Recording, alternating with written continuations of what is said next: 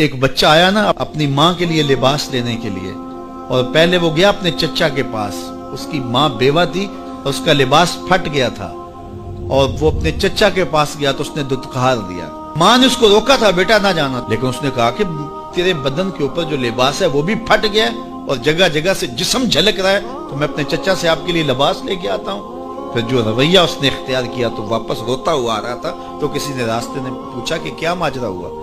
اس نے کہا چچا کے پاس گیا تھا ماں کے لیے لباس لینے، اس نے دلا کے بھیج دیا۔ اللہ اکبر۔ تو اس نے کہا کہ جا سین حرم میں محمد نام کا ایک شخص بیٹھا ہوا ہے، اگر تو اپنا دکھڑا اس کے سامنے پیش کرے تو وہ امید ہے تمہیں رد نہیں کریں گے، لیکن سن لے ان کا دین کوئی اور ہے۔ اللہ اکبر۔ اپنے ماں کے پاس آیا تو ماں کو کہا کہ چچا نے رلا کے بھیج دیا، لیکن آپ کی حالت مجھ سے دیکھی نہیں جا رہی۔ بچہ ابھی شعور کی منزلوں میں قدم رکھ رہا تھا، پہلے بہت چھوٹا تھا، اب اس کے اندر ایک جذبات تھے بچے کے اندر۔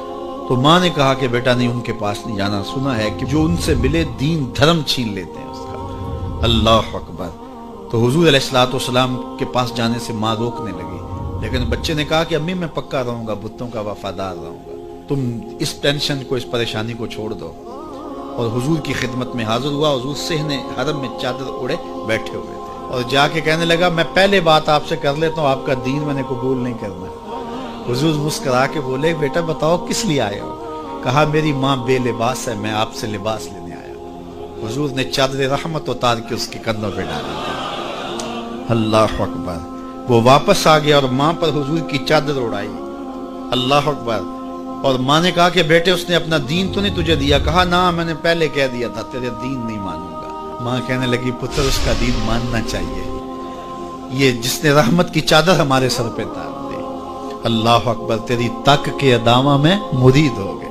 اس بوڑھی عورت کا قصہ بھی آپ نہیں بھول سکتے، جو گھر کا سامان باندھ کے اپنے دروازے پہ بیٹھی ہوئی تھی، اور اس نے سنا تھا مکے میں ایک جادوگر آیا ہے جسے ملتا ہے اس کا دین چھین لیتا ہے، کہیں ایسا نہ ہو کہ کہیں اس سے ملاقات ہو جائے اور وہ دین ہی میرا چھین لے، مجھے شہر چھوڑ دینا چاہیے۔ گھر کے تھڑے کے اوپر سامان باندھ کے بیٹھی ہے۔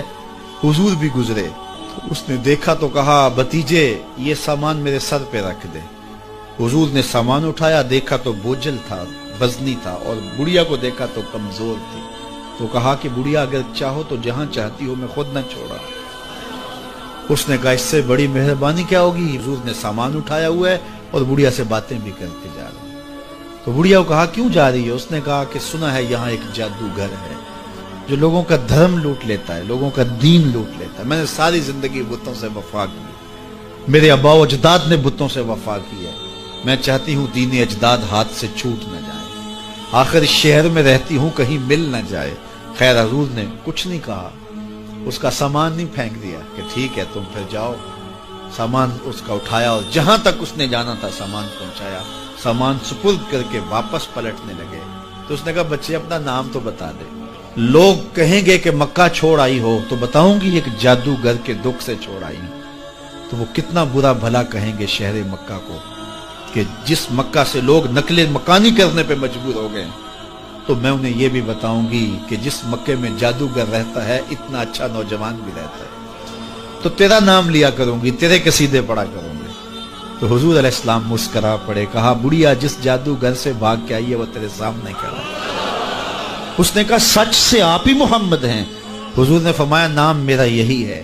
تو اس نے کہا پھر آپ کا جادو میرے پہ چل گیا ہے۔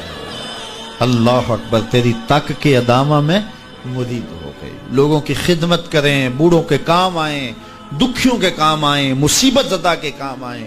حضور یتیم ہو کے یتیم پرور تھے، لاچاروں کی مدد کرتے، لوگوں کے گھروں میں پانی بھر کے دے دیتے، اور دکھیوں کے کام آ جاتے اور مصیبت زدوں کے کام آ جاتے۔